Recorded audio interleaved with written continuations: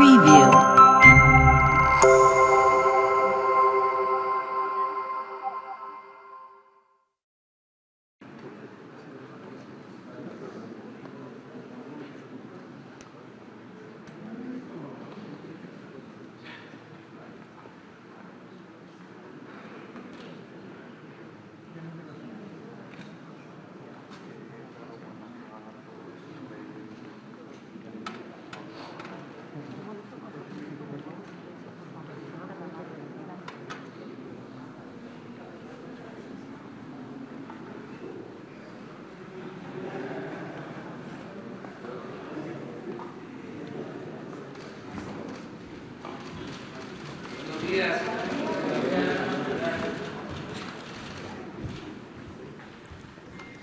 Bueno, pues nos da mucho gusto estar de nuevo con ustedes. Como siempre, vamos a informar y a contestar preguntas. Básicamente eso, contestar las preguntas de lo que se dio a conocer el día de ayer, del informe de seguridad y también de asuntos generales. Vamos a dedicar este tiempo sobre el tema.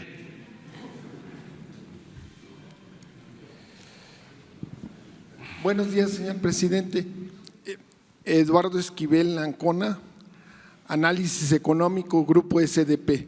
Yo quisiera preguntarles a los miembros de seguridad si se tienen estadísticas o datos sobre cuántas empresas han cerrado por la inseguridad, qué pérdidas tiene la economía mexicana por la inseguridad.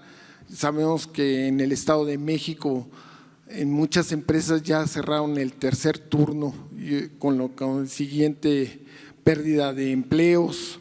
Se dice, la Canacintra dice que entre 1.5 y 2% se pierde del PIB por la inseguridad. Entonces, yo quisiera saber si se tienen estos datos y si hay remedio y saber también del ferrocarril, porque hay robos y eso merma mucho a la economía y a grandes industrias como la automotriz en Guanajuato.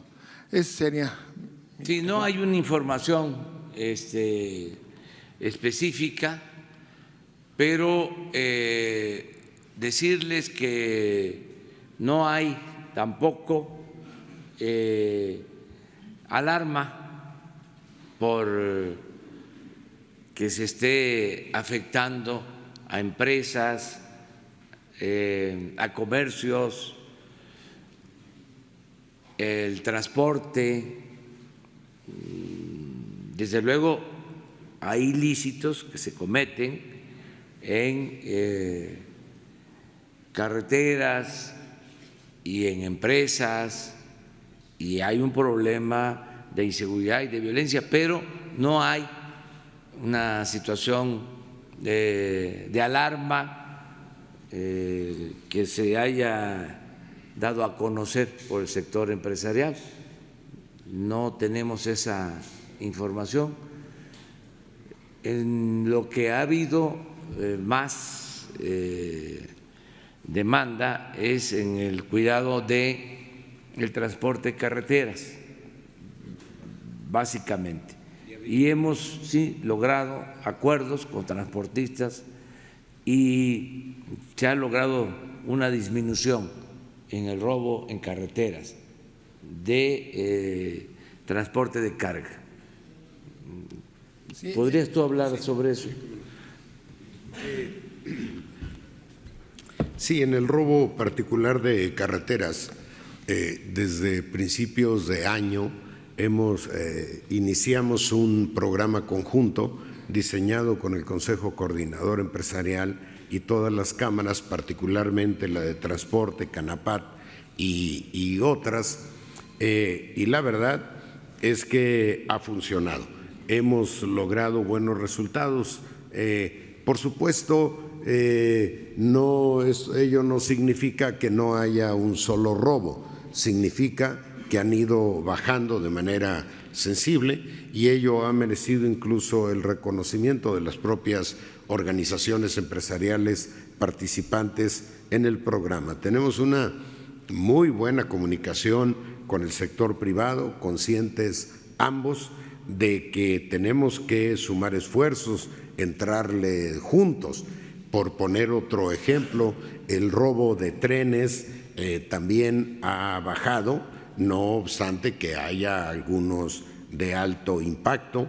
No ven, por ejemplo, ustedes afortunadamente a la famosa bestia llena de migrantes, en fin, todas esas acciones son producto de una iniciativa conjunta con diversas organizaciones empresariales a las que expreso aquí mi reconocimiento por su participación. No voy a detenerme, hay una iniciativa muy relevante con el sector privado para articular toda la tecnología que tiene el sector privado vinculada exclusivamente a la seguridad pública, vincularla con Plataforma México de tal manera que toda esa información esté disponible para las investigaciones de ilícitos, las investigaciones correspondientes. La Asociación Nacional de Banqueros, por ejemplo, pues tiene cerca de 5,000 sucursales en el país, todas ellas con cámaras y otras instalaciones. Ya hicimos la primera prueba, ya tenemos incorporado una parte.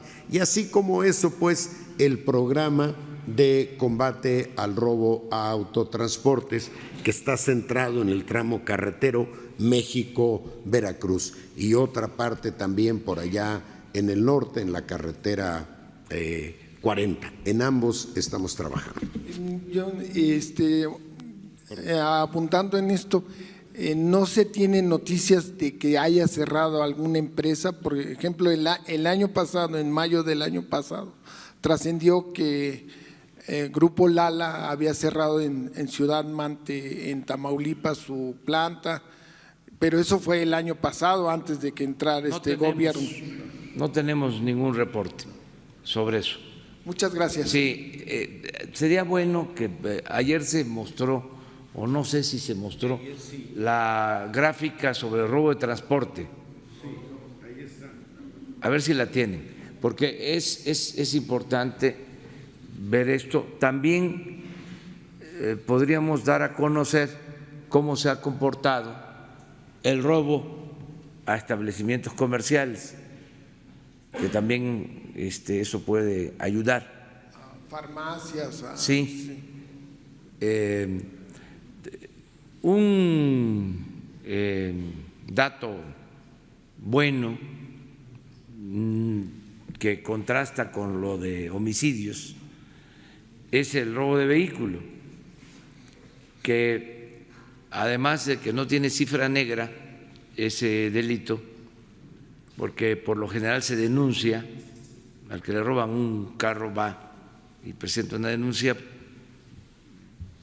porque no quiere que sea involucrado en un delito, que se utilice el carro para cometer otro delito. Entonces se denuncia. Además, es amplio el porcentaje de vehículos asegurados. Entonces, estos datos de robo de vehículo son parecidos a los datos de las aseguradoras. Entonces, ahí no hay simulación o maquillaje. Esto es lo de robo a transportistas. Estamos trabajando de manera coordinada y el problema principal, como mencionaba Alfonso, lo tenemos en la carretera de Veracruz a la Ciudad de México,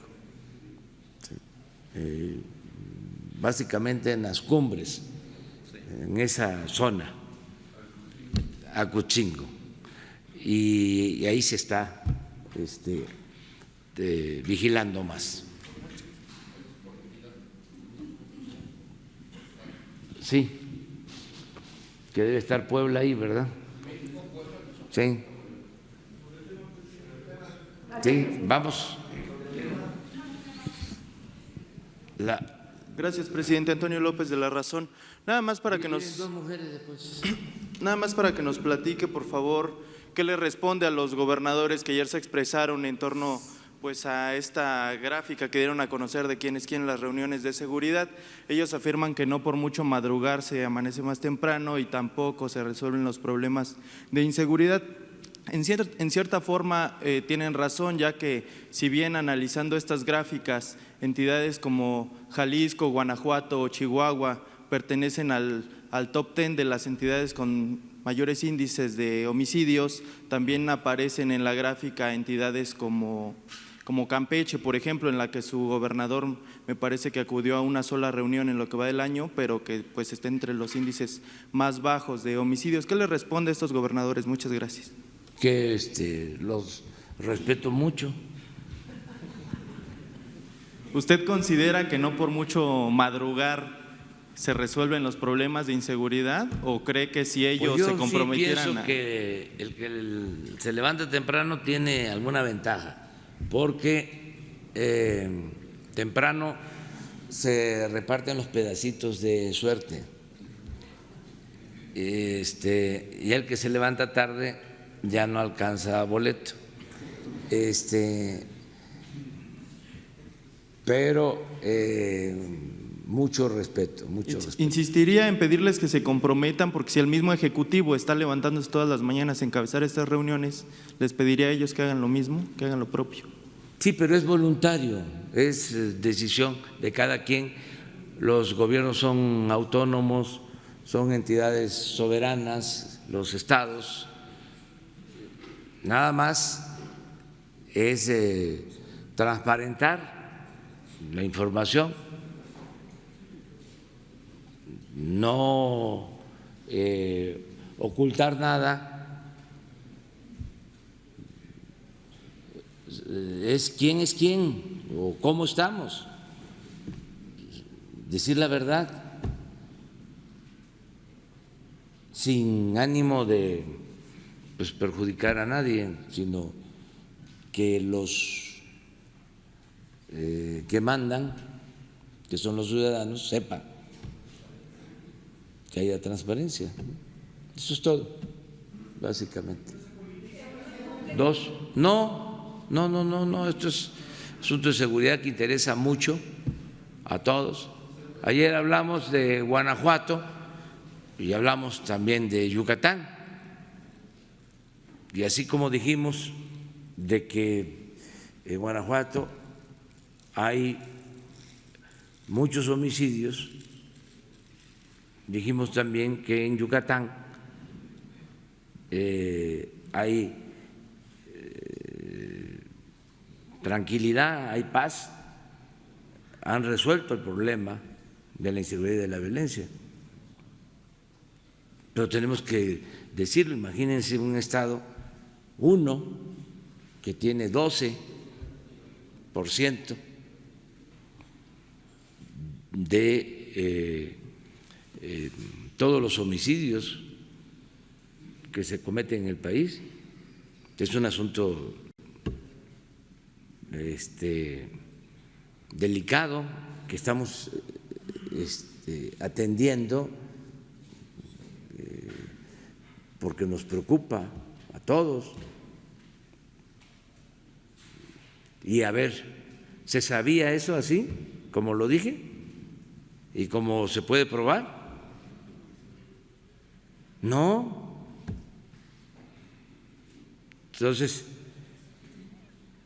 tenemos nosotros que decir la verdad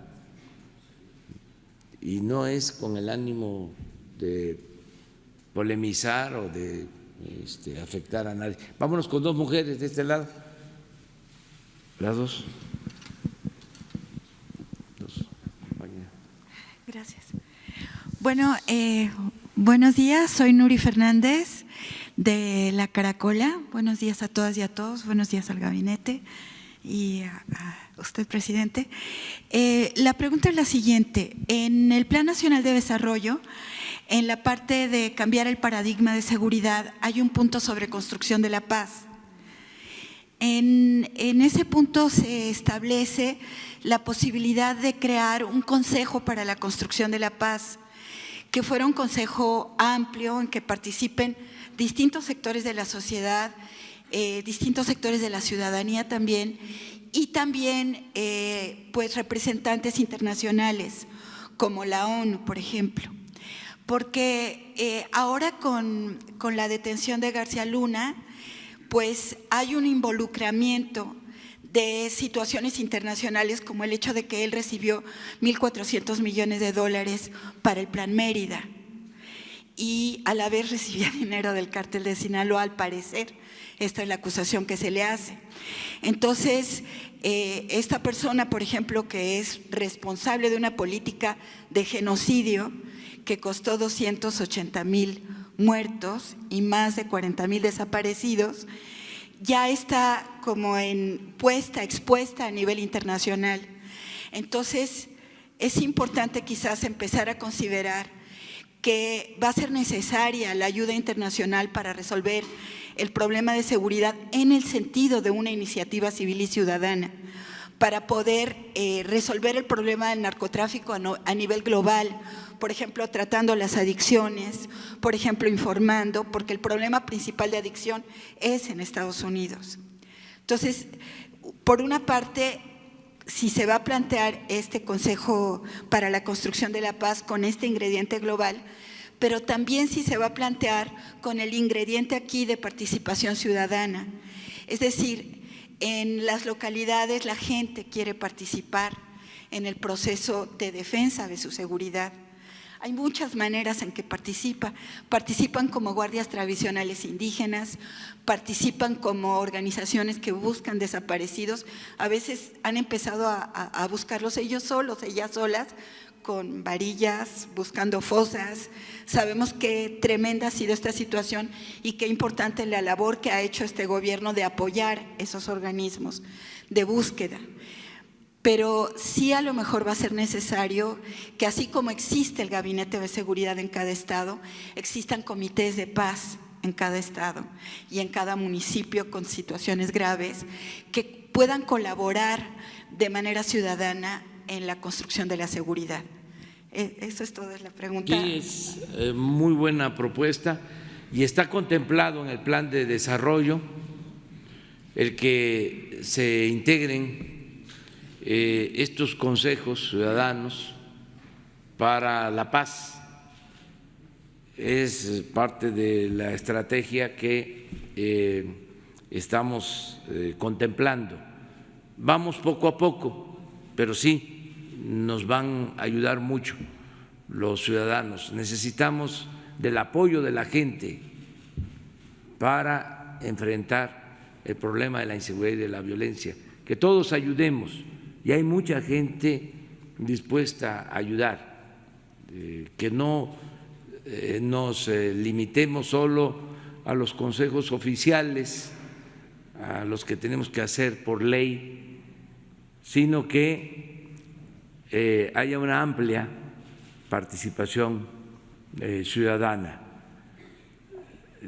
Esto que tú mencionas es tan importante que si se hubiesen establecido estos consejos ciudadanos, a lo mejor no se hubiesen cometido tantos ilícitos por parte de la autoridad, pero optaron solo por los consejos ciudadanos oficiosos, pues, nada más para cumplir con el expediente, simular, porque sí hubieron en el periodo anterior estos consejos, pero no veían nada. Es como otras organizaciones supuestamente independientes, autónomas, ¿no?, que se hicieron de la vista gorda. Era una manera de simular, crear estas fachadas para todo, la transparencia, el combate a la corrupción, la seguridad, la paz, la democracia, puro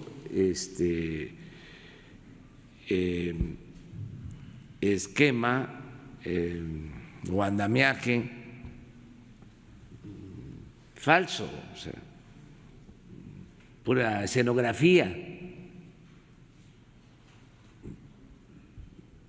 Entonces, independientemente de lo que existe en la ley, que hay que hacerlo, tiene que buscarse la participación de los ciudadanos, que nos ayuden todos.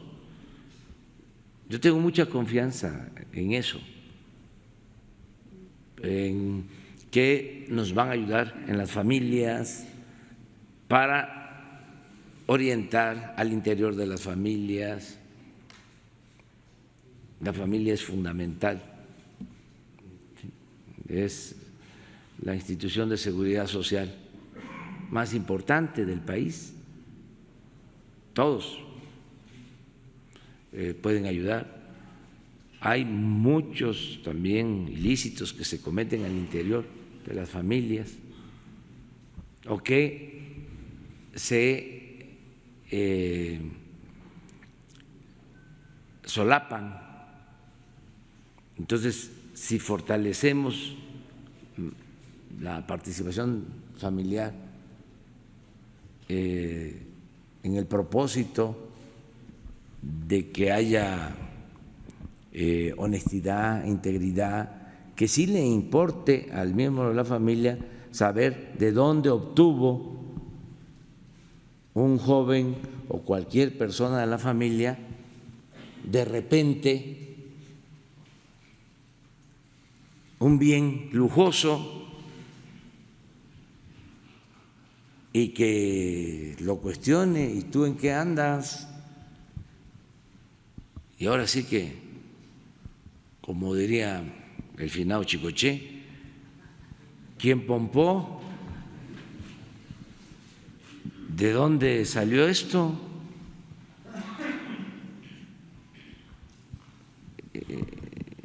Aunque le lleven regalo al miembro de la familia, mira lo que te traigo de regalo. No, ¿de dónde me traes regalo? Y eso va a ayudar muchísimo. Insistir que es mejor, mucho mejor heredar pobreza a los hijos que deshonra, fortalecer valores, y eso todo el pueblo, todo el pueblo. Nuestro pueblo es honesto y hay muchos valores, una gran reserva de valores culturales, morales, espirituales. Me canso de contar una anécdota de un amigo que dejó su cartera en el avión, en un viaje,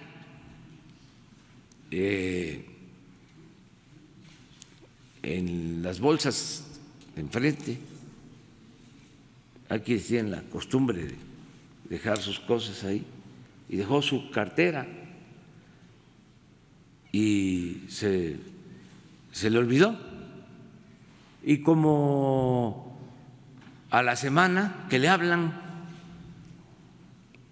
un campesino veracruzano del norte del estado, indígena, que apenas se expresaba bien en castellano. Y digo: ¿usted es fulano de tal, señor? Sí, soy yo. ¿Perdió usted su cartera? Sí. ¿Cuánto tenía ahí en su cartera? ¿Cuánto? Tanto. Sí. Yo la tengo nada más que estoy acá en California. ¿Cómo se la mando?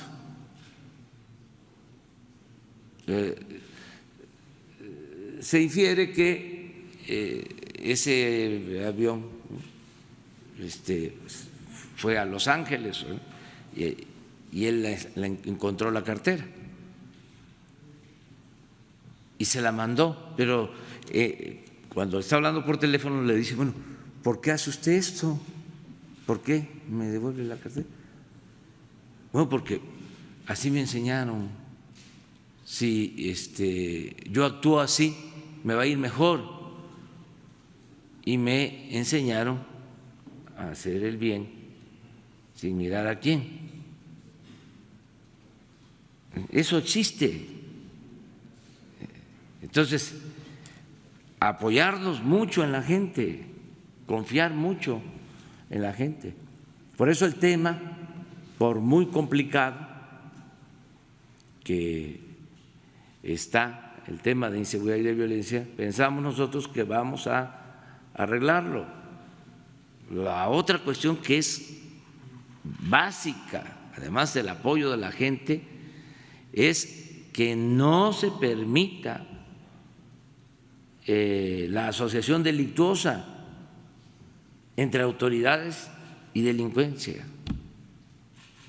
Ya eso está probado. Si la autoridad va a estar al servicio de la delincuencia, pues no hay ninguna posibilidad de que las cosas mejoren. Cuidar mucho eso, que no se permita el involucramiento y que además no se tolere y se castigue esto que está haciendo el Poder Judicial con jueces, magistrados, incluso ya llegó a un ministro. Eso hay que seguirlo haciendo. Cero tolerancia a la corrupción, pero sí que ayuden los ciudadanos, ¿sí? Y que se consiga la paz. Ese es el propósito. Falta otra compañera. Gracias, buen día. Dalila Escobar, corresponsal de Tiempo.tv en Coahuila. Para el secretario Durazo, sabemos que a la par de este informe que presentaron respecto de las acciones que tienen los gobernadores, se está haciendo una revisión de mandos policiales que estuvieran coludidos precisamente con el crimen organizado, lo que estaba diciendo el presidente. Preguntar qué relación pudo encontrar entre las cifras de los altos índices de homicidios dolosos, en este caso, en las entidades que a lo mejor pudieran tener mandos policiales que han tenido vínculos con el crimen organizado, saber si en esta revisión han encontrado este vínculo y hasta qué punto. Esa es la primera pregunta. Para el secretario Durazo.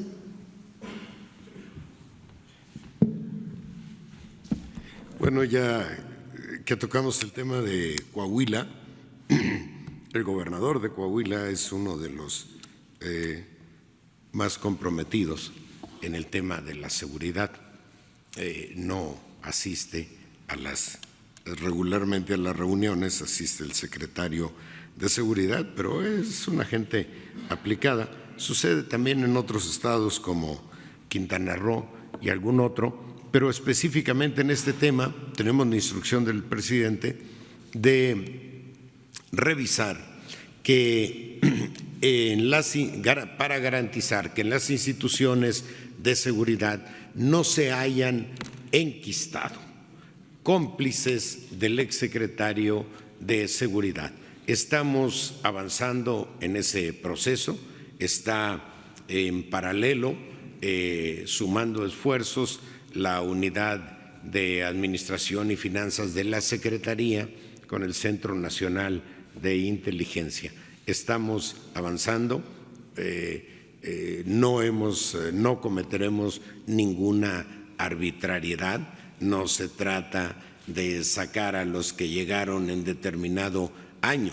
Se trata de depurar a aquellos que pudieran ser parte de un equipo político que actúa en función de sus intereses de grupo. Y no hemos cerrado todavía ese capítulo, así es que no pudiera informarles a ustedes las conclusiones, pero lo haremos en su momento o parcialmente. Sí, habrá un informe entonces. Sí, y estaremos informando. Y además será público y notorio. Bien, presidente, en otro tema, ya hablaban del tema de Genaro García Luna. En Estados Unidos, bueno, pues avanza este proceso, se le negó fianza. Bueno, será enviado a Nueva York. Obviamente, un poco la idea es que no exista el riesgo de fuga.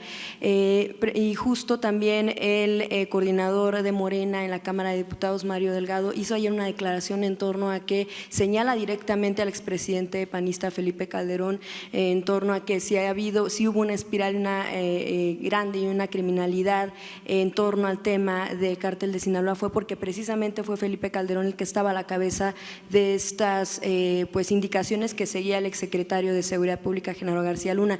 Preguntarle en este sentido, ¿será Estados Unidos? Y bueno, usted había dicho que no se iba a iniciar investigaciones a quienes estuvieran vinculados con García Luna. ¿Se refería a Felipe Calderón? Y en este caso, ¿será Estados Unidos quien haga el trabajo que le tocaría a México en este sentido? Bueno, ellos iniciaron ya la investigación, nosotros vamos a cooperar en todo lo que podamos, lo que se nos solicite, pero no se va a abrir una investigación porque se pensaría que lo hacemos con propósitos políticos. Nosotros queremos que haya legalidad y vamos a estar pendientes del proceso en lo que corresponda a México. La Fiscalía, que es la institución que tiene facultades y autonomía, va a ayudar, va a cooperar, y si ellos deciden abrir un proceso, pues es una decisión de esta instancia autónoma. En lo que tiene que ver con el Ejecutivo, nosotros no queremos que se vea como persecución. Las cosas terminan sabiéndose cuando no hay impunidad. Aquí la ventaja es que nosotros llegamos aquí sin tener compromisos con grupos de intereses creados. Esa es una gran ventaja. Entonces, nuestro único amo es el pueblo de México. Se puede criticar de que por qué nosotros no hacemos investigación. Bueno, corresponde a la Fiscalía y ya está la investigación de este asunto en Estados Unidos. Nosotros cooperamos. Lo que no vamos nosotros a hacer, y esto es una garantía importante, es proteger a nadie. No vamos a hacer tapadera de nadie. Y decir las cosas como son, que en toda esta investigación también se revise la actuación de las agencias de Estados Unidos que actúan en México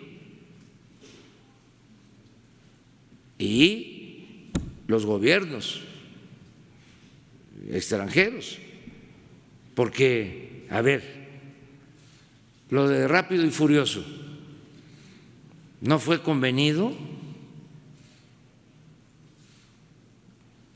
no fue un acuerdo, estuvo muy mal el que lo permitiera el gobierno mexicano, pero fue un acuerdo con una agencia extranjera.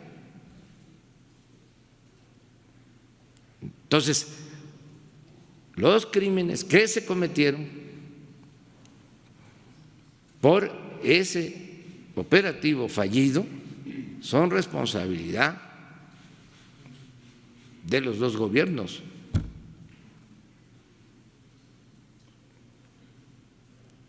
También eso se tiene que tomar en cuenta. ¿Cómo es posible que se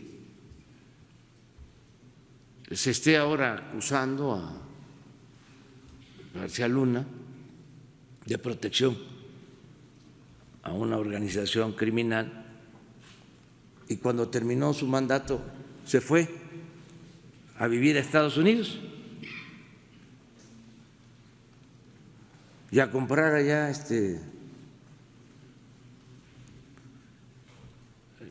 propiedades, como presuntamente se está dando a conocer o como se sabe? ¿Qué cosa fue lo que falló ahí? Entonces, esos asuntos son los que se tienen que atender bien y nosotros pues no estar permitiendo que se interprete que estamos persiguiendo a ningún expresidente. Sin embargo, ¿consideraría usted que Felipe Calderón sí debe algo, debe rendir cuentas? Corresponde en este caso a la investigación y en mi postura desde el principio es de que si los ciudadanos solicitan de que se lleve a cabo una consulta para investigar a los expresidentes, que nosotros actuemos a partir de esa consulta. Esa fue mi postura desde que tomé posición. Si hay una consulta, ahora hay mecanismos, pedir que se lleve a cabo esta consulta, entonces nosotros aplicaríamos. Yo incluso dije que votaría, pero nada más es un voto, nada más un ciudadano, porque no nos metamos a enjuiciar a expresidentes.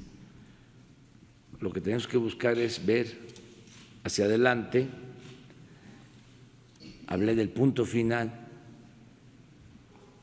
porque pues lo más importante es sacar adelante a México y lo estamos logrando. Lo estamos logrando, está cambiando nuestro país, eso es lo más importante. Y meternos a asuntos de ese tipo, de persecución a expresidentes, pues sí, pueda que nos dé popularidad y que la gente lo aplauda, pero al mismo tiempo nos va a hacer perder tiempo, o sea, nos va a entretener mucho, va a generar discordias, confrontación. Entonces, ¿qué pienso? Bueno, que la justicia es castigar a responsables, pero también es prevenir delitos, que ya no vuelva a suceder lo mismo. A mí me importa más la condena pública al modelo que se sustenta en la corrupción. El que se pueda estigmatizar la corrupción me interesa más que otras cosas, para que no se repita, que no se vuelva a repetir, que no volvamos a padecer esto. Eso es lo más importante. ¿Estaría ya en ponerle fecha a esta consulta? Es que no depende de mí. En el caso de la revocación del mandato, esa sí la voy a promover para mi caso. Ahí sí voy a llamar a que se reúnan las firmas. Pero en este caso son los ciudadanos. ¿Mande? Sí, nada más. No, la mía sí. Las otras, que se organicen los ciudadanos y que empiecen a hacer los trámites, a recoger las firmas y adelante, son libres. México perdona a Felipe Calderón y a los miles de muertos. No es así. No es así. Es no tomar nosotros la iniciativa sin que esto signifique complicidad. No es exactamente la palabra complicidad, hay otro término jurídico.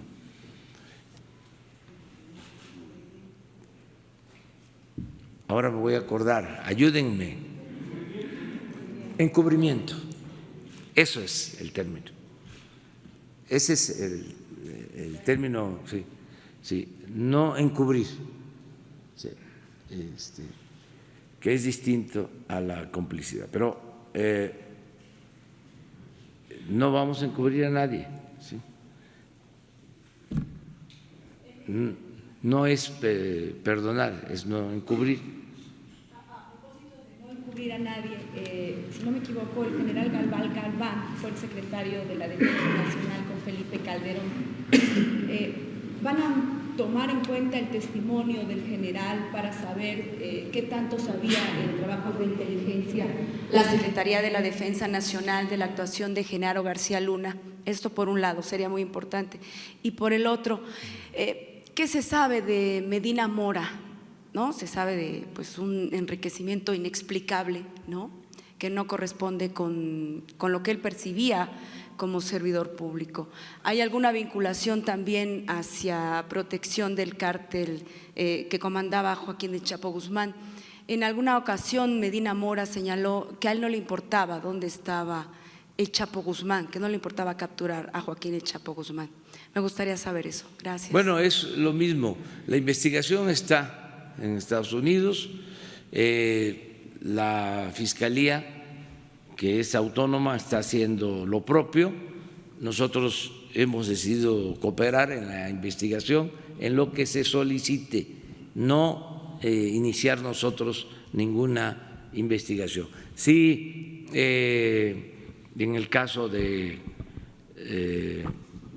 la investigación en Estados Unidos, llaman a testigos, sí, o solicitan que participen testigos o gente involucrada en el caso, lo van a hacer. Eso es un procedimiento que siempre se hace, ¿no?, en estos casos.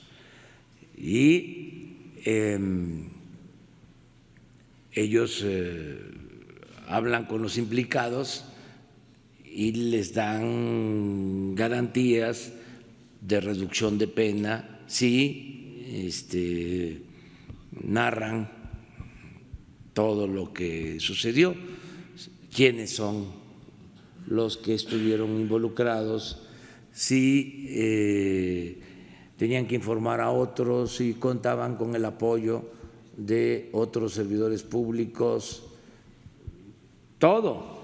O sea, el famoso caso de Odebrecht,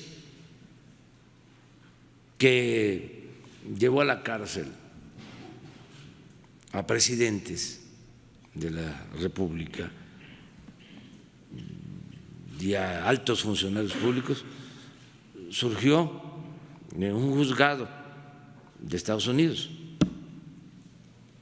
De ahí surgió porque el señor Odebrecht decidió declarar para que le quitaran, le redujeran las penas. Y pues de ahí se generó toda la información. Es el mismo procedimiento que le siguieron a Guzmán Loera y es el mismo procedimiento, incluso el mismo juez, para el caso de García Luna. Entonces, ¿qué se puede esperar? Pues que se conozca más sobre el tema. Lo que soliciten, lo tenemos que hacer y hay una comunicación permanente, sobre todo en el área de inteligencia financiera, del manejo del dinero.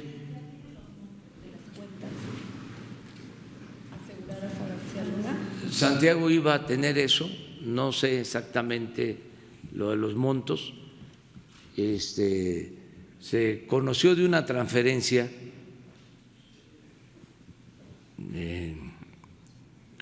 a una cuenta particular o de la familia de un recurso que surgió de Gobernación y al parecer se transfirió una parte a una cuenta personal de un familiar de García Luna. Eso es lo que hay. Eso lo informa Santiago. Y que les informe sobre eso. Bueno, ya son dos y dos, compañero. Dos hombres, dos Gracias, compañeros. Señor presidente. Muy buenos días.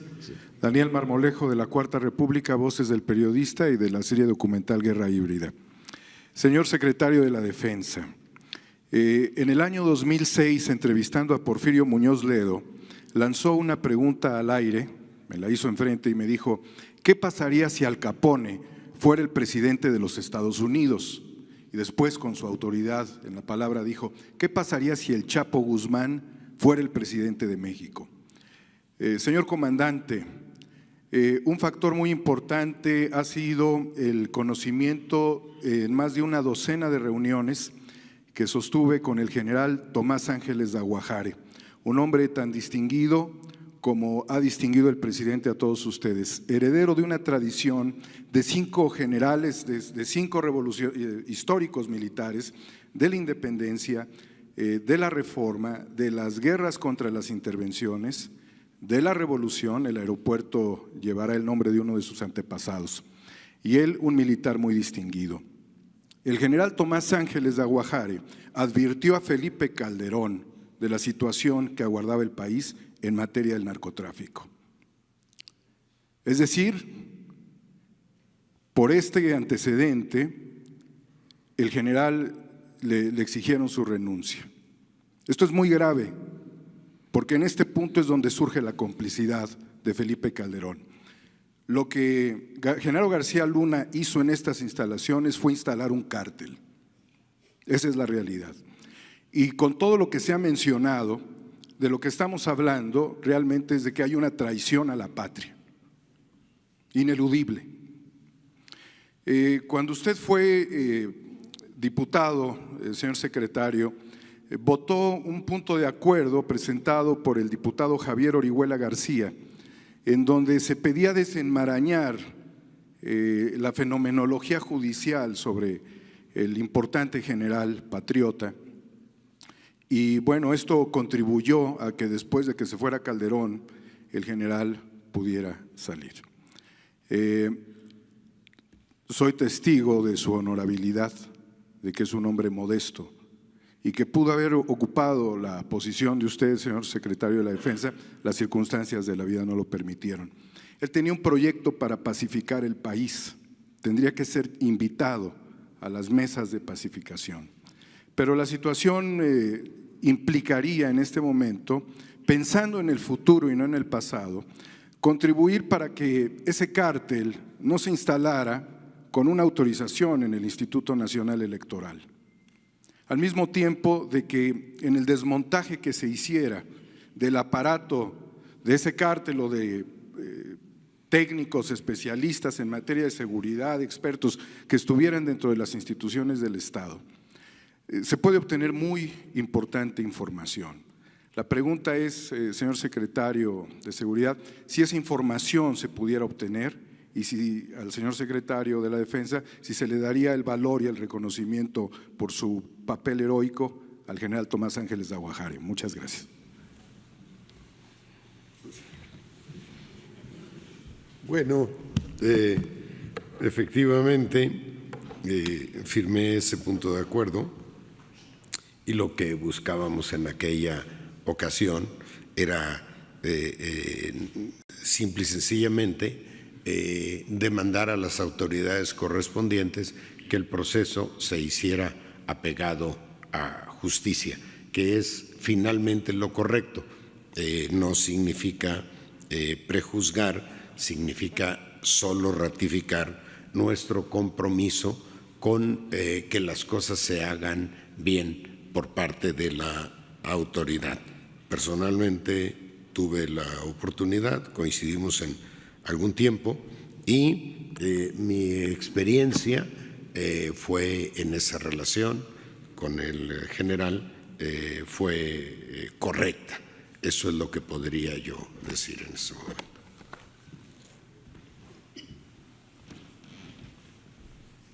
Con permiso, señor presidente. Bien, mi general Ángeles de Aguajare fue en el tiempo que estuvo en el activo un gran militar, un general reconocido por todos nosotros, un general con una preparación profesional excelente, un general de esos que a través de la carrera militar los ubica uno en algún momento y no se le olvidan porque siempre son ejemplo de lo que hacen o de lo que han hecho. Desafortunadamente enfrentó en algún momento alguna situación y la Secretaría de la Defensa, bueno, no estuvo o aceptó el proceso o se desarrolló el proceso en contra de ellos, de varios militares. Él posteriormente sale de prisión y en la actualidad, ya en su situación de retiro, sigue por parte de nosotros siendo reconocido. Es una persona que no podemos olvidar todo lo que hizo en su carrera, todo lo que él dio a nuestra institución, no lo podemos hacer a un lado, ¿no? Él participa en los eventos que hacemos con los generales retirados. Él ha llegado a hacer algunas propuestas a la Secretaría, no es una persona que le hagamos a un lado. Los proyectos que a lo mejor en su momento él desarrolló, por ahí los tenemos en la Secretaría. ¿Me invitaría como consejero? Bueno, eso no correspondería a mi área, ¿no? Yo manejo la Secretaría, ya el que desarrolle una actividad vinculada a la seguridad, pero en otro ámbito no me tocaría a mí. Pero sí le reconozco, como ya mencioné, que es un excelente militar, es una persona muy profesional y con unas capacidades importantes. muy bien, pues ya no hay otros temas. Les doy una información de otro tipo, buena, un intermedio. Ándele.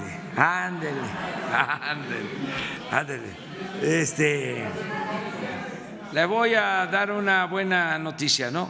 Que es buena noticia para el país. Ayer ya se aprobó, vamos a decir, en comisiones, como se conoce el procedimiento parlamentario en México, ya se aprobó en comisiones en el Congreso de Estados Unidos el Tratado de Libre Comercio. Y parece que se va a votar en el Pleno en estos días, antes del 20, y todo indica de que va a ser favorable, es decir, se va a aprobar. Esa es una muy buena noticia. Lo de la Navidad, ya en su momento vamos a hablar, vamos a estar aquí el 24 en la mañana, nada más. Pero ya el 24 hablamos sobre esto para desear una feliz Navidad a todos. No nos adelantemos, todavía falta. Ya estamos en las vísperas, ya hay ese ambiente. Aquí en el Zócalo, ahora por la pista de patinaje y por las festividades cívicas, hay mucha gente ya en el Zócalo, en las calles, en todos los actos, ¿no?, que se están llevando a cabo, posadas o encuentros familiares, de amigos, de compañeros de trabajo, y afortunadamente hay mucha alegría y mucha paz y mucha tranquilidad en el país, que eso es lo mejor de todo. Vamos.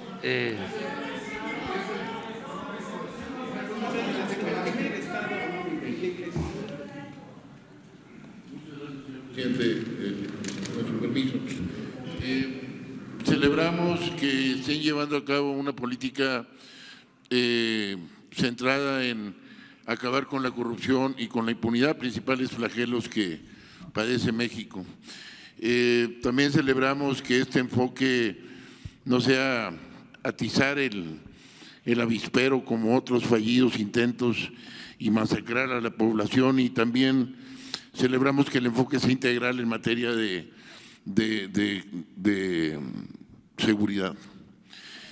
Sin soslayar, y que ustedes mejor que nosotros lo saben, también celebramos el esfuerzo que han hecho por tener esta información que a todas luces se ve profesional y estadísticamente significativa de un cambio estructural en las tendencias. No podemos dejar de soslayar que hay regiones focalizadas donde incluso el gobierno estatal ha sido fallido, porque no ha podido brindar, ya no digamos el crimen de alto impacto, sino la cuestión de las actividades ilícitas del fuero común. Como usted atinadamente señalaba ayer, hay 600 municipios o más de los 2.500 y pico que no hay policía municipal, aquella que conoce las calles, que tiene hasta una relación ya sino de parentesco, de amistad o conocidos con gentes en los diversos sectores, y a estos municipios que no tienen una policía municipal, muchas veces los delitos del fuero común no hay a quién acudir, y entonces esa es una situación que, con todo respeto y reconocimiento al esfuerzo que están haciendo, someto a su digna consideración. Pero hay otro tema, señor presidente, urgente. Estamos en la situación, sí, de la reactivación económica, del fortalecimiento de los estratos inferiores para el mercado interno, etcétera. A la luz de la aprobación del tratado, que esperemos que así sea, es requerido, como usted lo ha señalado, una política industrial proactiva, unas políticas complementarias. Lo que pasa en la frontera, y no está excluido del problema de inseguridad la frontera es importante, y por ejemplo señalaban ustedes aquí en esta información que Tijuana tiene una alta incidencia. Bueno, junto a Tijuana está Mexicali. En Mexicali hay un valle, ese valle depende en buena medida de la agricultura. Los cultivos igual que en el resto, y ahí es porque hemos señalado el inventario de proyectos estratégicos regionales, que me ha comentado que ya se está trabajando en ello. Porque la pregunta es, y por esto lo tomo la palabra, porque ahorita ya se venció una cartera de casi 2,000 millones de pesos en el Valle de Mexicali. Está peligrando más de 2,000 familias y detiene el flujo migratorio también. Ahora, los cultivos como algodón, trigo, cebada, han agotado la tierra y aparte los proyectos estratégicos. Esta gente de Mexicali tiene proyectos de higo, que es muy redituable y diversifica hacia el sudeste asiático, hacia el Medio Oriente, gran parte de las exportaciones. Y tenemos aquí el caso de un señor Juan Esquivas Ortega, que es uno de los integrantes de este problema, y les piden que den el 10% para poder reestructurarla. Entonces ellos dicen, para empezar necesitamos un laboratorio para que certifique nuestros cultivos, y no hay. Ahora, la gran asimetría, ya para terminar, la gran asimetría, les están cobrando 16%. En Estados Unidos un agricultor no paga más de 2% ahorita. El agropecuario en Estados Unidos no paga placa ni tenencia, aparte de una asistencia técnica, semilla mejorada, fertilizantes, etcétera. Entonces, ahorita era nada más llevar la atención de que hay 2,000 familias en el Valle de Mexicali y hay, en el caso de la miel de mezquite, en el otro extremo de la frontera, y muchos nichos de oportunidad que podrían complementar el esfuerzo que están haciendo por el lado de la actividad económica. Ese es el tema, señor. Muchas gracias. Disculpe. Muy bien. No, tienes toda la razón. Los productores de Estados Unidos tienen apoyos de su gobierno, créditos baratos, tienen subsidios y el productor nacional no cuenta con esos apoyos. Por eso estamos buscando poco a poco homologar la situación económica en la frontera. Por eso se decidió reducir el impuesto sobre la renta. Se está cobrando lo mismo en California que en Mexicali, o sea, el mismo impuesto, lo mismo el IVA, ¿sí? Lo que tiene que ver con gasolinas, se aumentó al doble el salario mínimo el año pasado, o sea que se aplica ahora, y ahí vamos avanzando en eso. De todas maneras siguen habiendo estas desigualdades que se expresan en las ayudas que reciben los productores y también en los salarios, que los salarios del otro lado de la frontera llegan a ser hasta 10 veces superiores al salario en nuestro país, en la frontera. Entonces vamos a ir avanzando en esto y en lo que estás. Sí, es dentro del reglamento. Carmen Cabeza Rosete, el diario Nuevo Laredo. Y el problema es con la Nacional Financiera Rural, que ahora se llama. Muchas gracias. Sí, sí, y la Financiera Rural va a atender esto. O sea, yo le voy a pedir al director de la Financiera Rural que se ponga de acuerdo contigo, que le des la información y ver qué se puede hacer por los productores, ayudarlos.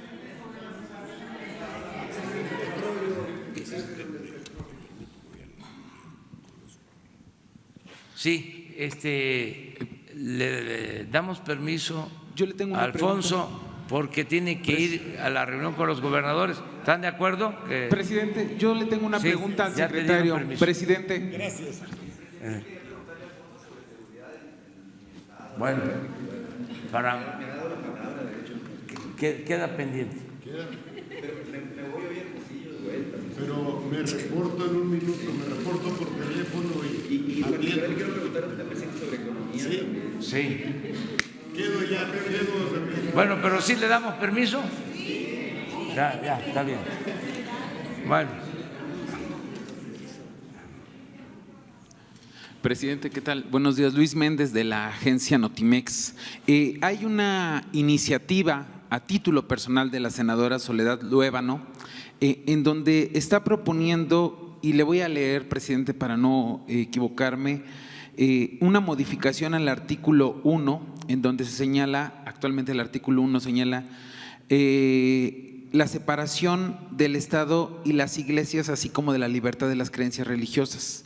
En la modificación que ella hace se señala la presente ley fundada en el derecho humano a la libertad de convicciones éticas, de conciencia y de religión es reglamentaria a las disposiciones de la Constitución Política de los Estados Unidos Mexicanos. Presidente, evidentemente se elimina esta idea de la separación del Estado laico y las iglesias. Usted como juarista y Juárez como un defensor de esa separación, ¿cuál es la opinión que le merece esta iniciativa a título personal?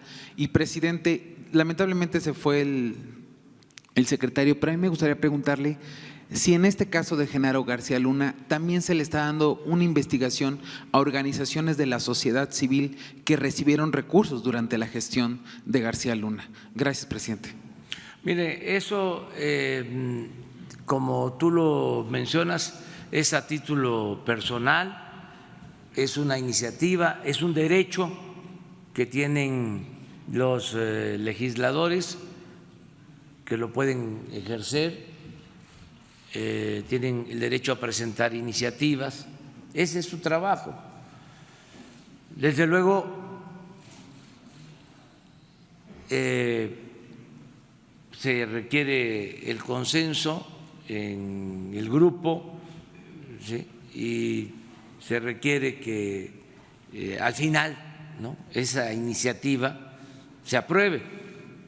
O sea, es apenas un proyecto. En lo que a mí corresponde, considero que ese tema no debe tocarse. Lo digo también con mucho respeto a la diputada que, repito, a la senadora que tiene todo su derecho y pertenece a un poder independiente, autónomo. Pero considero que eso ya está resuelto desde hace más de siglo y medio. Creo que eso se resolvió, la separación del Estado y de la Iglesia. A Dios lo que es de Dios y al César lo que es del César. No considero que modificar este principio ayude, al contrario,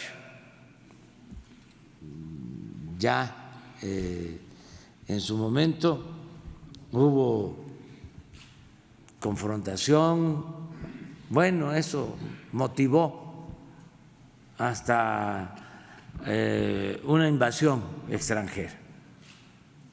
Entonces,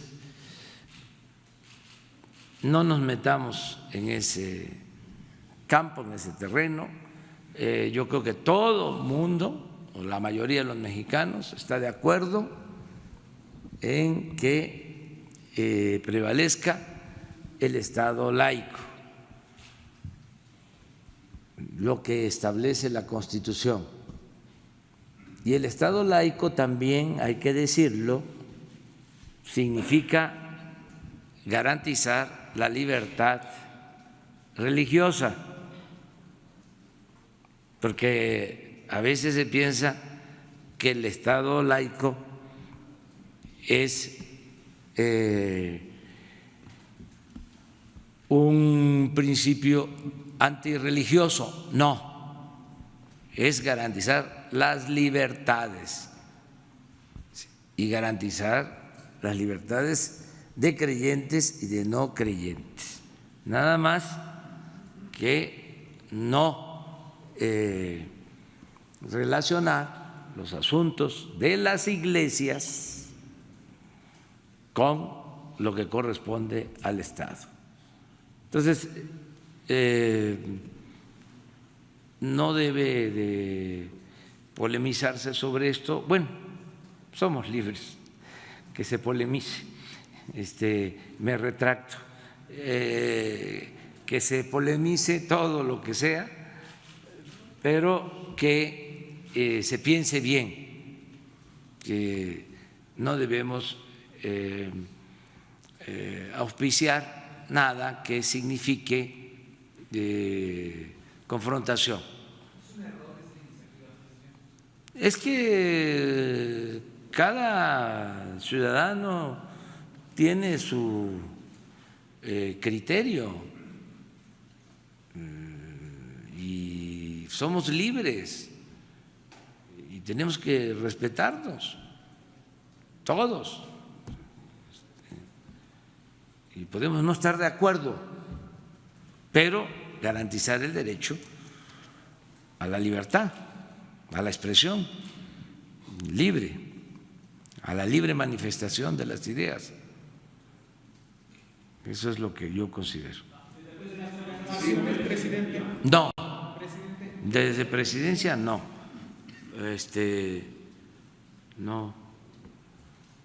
no está contemplado. Lo que tenemos contemplado, o sea, hablando de iniciativas, es que vamos a elevar a rango constitucional el derecho a la pensión a los adultos mayores, el derecho a la pensión a niñas y niños con discapacidad y el derecho a recibir una beca para estudiar cuando no se tengan los recursos económicos suficientes. Y va a quedar establecido en la Constitución, pero no solo eso, se va a dejar por escrito, si así lo aprueban los legisladores también, de que las partidas para garantizar estas pensiones y las becas sean prioritarias, se consideren prioritarias, es decir, que nunca se reduzcan, se eliminen del presupuesto, que tengan carácter obligatorio, el que siempre se tengan los recursos, porque no se trata solo de garantizar derechos, sino que esos derechos establecidos en la Constitución tengan sustento o apoyo económico, presupuestal. Organizaciones ligadas. No. Cuando se dan estos casos, pues hay mucha gente involucrada, o sea, no todos los mexicanos, es también aclarar, o sea, siempre voy a decir que, además, no por política, sino porque lo creo, por convicción de que el pueblo de México es un pueblo con muchos valores, es de los pueblos con más cultura en el mundo y por esa cultura se tienen muchos valores, una gran reserva de valores es un pueblo trabajador, es un pueblo fraterno, es un pueblo honesto, nuestro pueblo, un gran pueblo, el pueblo de México. Entonces, no es todo el pueblo. Ahora que se está combatiendo la corrupción en el mundo, ¿sí? Porque pues la gente en otros países quiere mucho a los mexicanos. América Latina, bueno, son nuestros hermanos y nos han visto a México como el hermano mayor.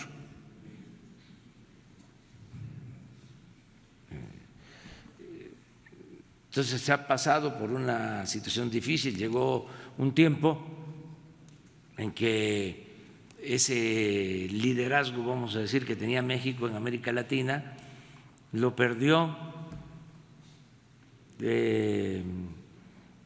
estaba siendo mejor visto Brasil en toda la América Latina, en un tiempo. Pero eso fue transitorio, con todo respeto. O sea, México es México y como México no hay dos, pero sin caer pues en extremos. Nosotros no podemos rechazar a los extranjeros, nada de xenofobia. Los extranjeros que han venido a México nos han aportado mucho también, mucho. Sí. Ustedes deben saber que hay 1.500.000 estadounidenses viviendo en México. Y así de otros países. Y en la historia, los extranjeros migrantes han aportado mucho a nuestro país. Todos los refugiados de la Guerra Civil Española aportaron muchísimo al desarrollo de nuestro país en todos los campos, desde la filosofía hasta la ingeniería, pasando por actividades económicas, comerciales. Entonces, nuestro país tiene muy buena fama en el mundo, la fama de México. Entonces, esto lo ven también como algo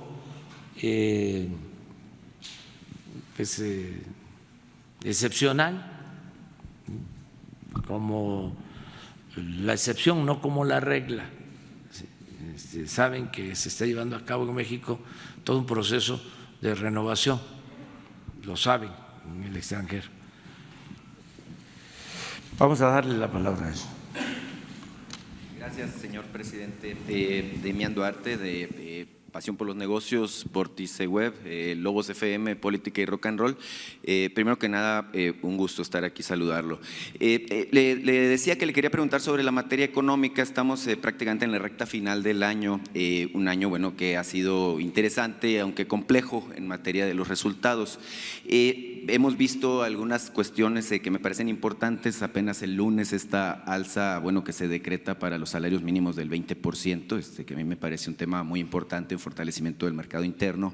La semana pasada me tocó también presenciar aquí pues la firma del TEMEC, un asunto que también va muy encaminado. Hemos visto algunos indicadores importantes. El tipo de cambio amanece hoy debajo de los 19 pesos, lo cual bueno es todo un hito para mi gusto.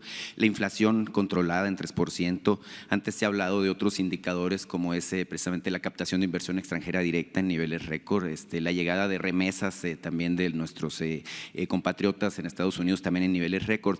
Yo le quiero preguntar cuál es la expectativa, señor presidente, que podemos tener los mexicanos del año 2020 en base a todos estos factores que tenemos cruzados y que parecen pintar un buen escenario al respecto de lo que podemos tener en desarrollo, que usted es muy enfático en la necesidad de tener un desarrollo equilibrado, pero también en materia de crecimiento. Y si me permite, le quiero hacer una segunda pregunta. Sí, yo creo que vamos a crecer en el 20. Están creadas las condiciones o hay condiciones inmejorables para que se pueda crecer por todos estos indicadores favorables y se va a crecer. Ya incluso los pronósticos de calificadoras de los bancos ya están siendo más optimistas. Las noticias durante el año eran de que se reducían expectativas o pronósticos de crecimiento. Ahora he estado leyendo análisis en donde ya se habla de que sí se va a crecer, o sea, poco, pero que se va a crecer. Entonces ya hay un ambiente distinto, favorable. Entonces esto va a ayudar mucho, ¿no? El que entremos al año próximo, que en el 2020 ya podamos tener crecimiento. Antes de que termine este año, una vez que se apruebe el tratado, si se hace en esta semana, que eso es lo que yo espero, en la Cámara de Diputados en Estados Unidos, porque va a llevar más tiempo la aprobación en el Senado y luego en Canadá. Ahí va a llevar pues un poco más de tiempo. No hay ningún problema, se va a aprobar, pero tienen procedimientos que van a cumplir. Ahora el gobierno de Canadá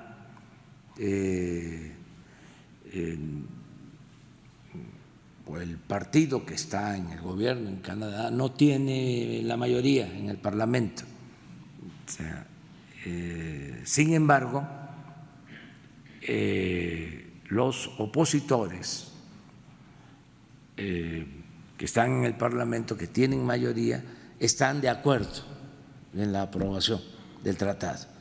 O sea, hay consenso en el Congreso en Canadá, en el Parlamento en Canadá. Es una situación de tiempo, básicamente. Entonces,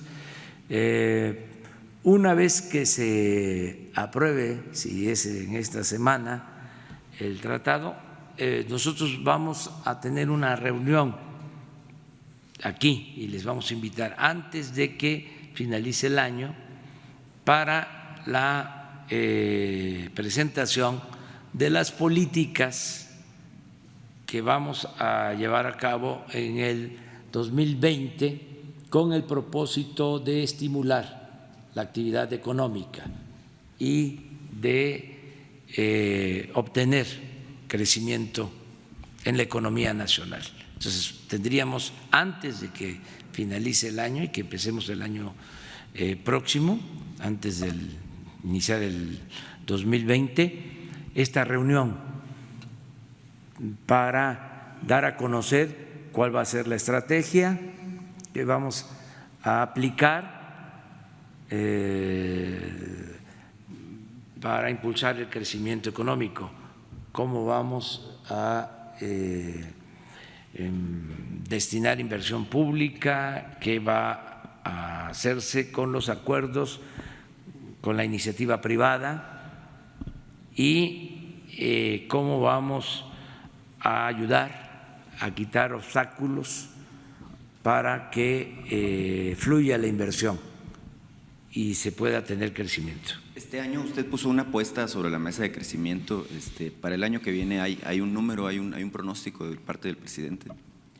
Vamos a esperar a esta reunión a ver qué resolvemos y lo vamos a hacer, les decía, antes de que finalice el año. Va a ser esa reunión sobre crecimiento económico. Ese va a ser el tema. De acuerdo. En el segundo tema que le quería plantear, señor presidente, que por cierto es sobre Sonora, la semana pasada lo tuvimos apenas allá, un tema muy importante que es el de la guardería ABC, y créame que la sociedad sonorense le está agradecida al respecto de que se haya tomado el tiempo de atender a las familias de la guardería. El tema de seguridad, señor presidente, que se presentó ayer, en Sonora nos preocupa particularmente. Aparecimos, por desgracia, como el primer lugar en términos de crecimiento de la incidencia de homicidios dolosos. Y el problema ya no está nada más focalizado en lugares como Cajeme o Guaymas y Empalme o incluso Hermosillo, de donde yo habito. También lo hemos visto recientemente, incluso situaciones de balaceras de 2 horas en San Luis Río Colorado, situaciones en distintas regiones de nuestro vasto estado. En el estado hay una preocupación genuina y legítima sobre el tema. Incluso los empresarios de mi estado llegaron a proponerle a los diputados que integran la 62 legislatura la posible integración de un fondo especial de seguridad pública en donde ellos están dispuestos a aportar hasta 500 millones de pesos precisamente para fortalecer el tema. Yo lo que le quiero preguntar, señor presidente, porque incluso hay una queja de parte de mi gobernadora de que se están previendo menos recursos para la materia de seguridad en el estado para el presupuesto de egresos de la Federación en el 2020. La pregunta es, primero, ¿qué le parece que los empresarios de Sonora estén queriendo aportar recursos adicionales? Y la segunda es, si habría la posibilidad de que en función de que esto ocurriera, la Federación pues también pusiera un poco de su parte en esta materia para controlar el problema que tenemos ahí. Gracias, señor presidente. Primero, Sonora está recibiendo lo que por ley le corresponde, o sea, sus participaciones federales, en tiempo y en monto, en cantidad. Eso lo podemos probar. No ha habido quita al presupuesto que le corresponde a Sonora. Segundo, estamos invirtiendo en seguridad. En Sonora va a actuar cada vez con más eficiencia la Guardia Nacional. Tenemos programado el construir instalaciones para la Guardia Nacional en Sonora. Así es, general. Esto significa inversión, significa más elementos para garantizar la paz y la tranquilidad en Sonora. Y lo tercero es que todo el que quiera ayudar, bienvenido. O sea, nada más es cosa de que haya un acuerdo. Ustedes tienen la ventaja que el secretario de Seguridad Pública es de Sonora, o sea que se rayaron.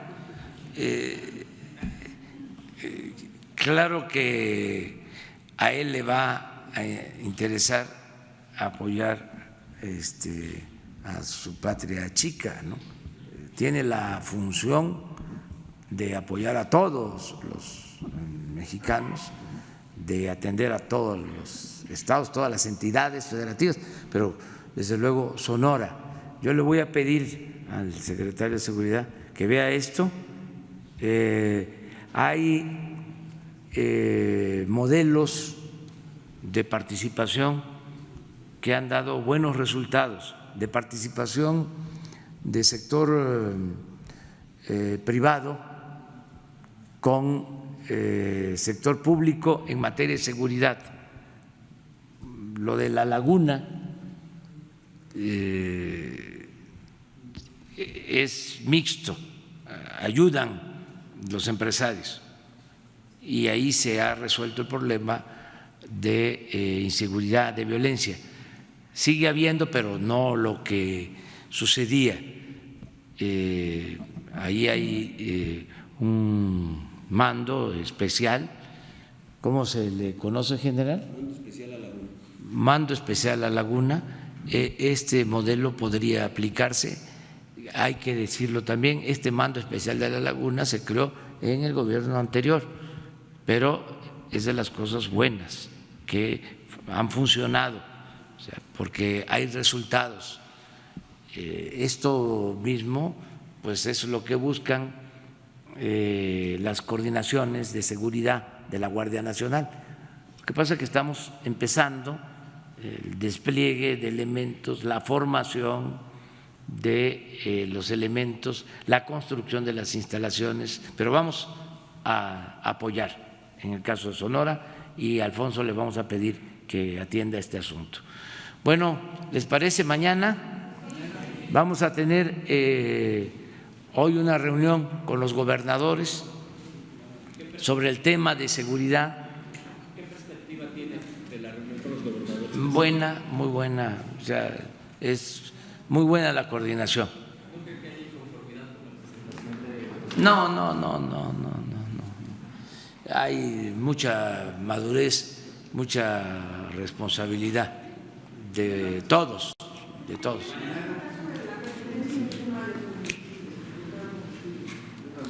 Mañana, sí, mañana. Gracias. ¿Mañana? No, creo que no. No, ¿verdad? Sí vienen los que van a integrar el Comité Ciudadano.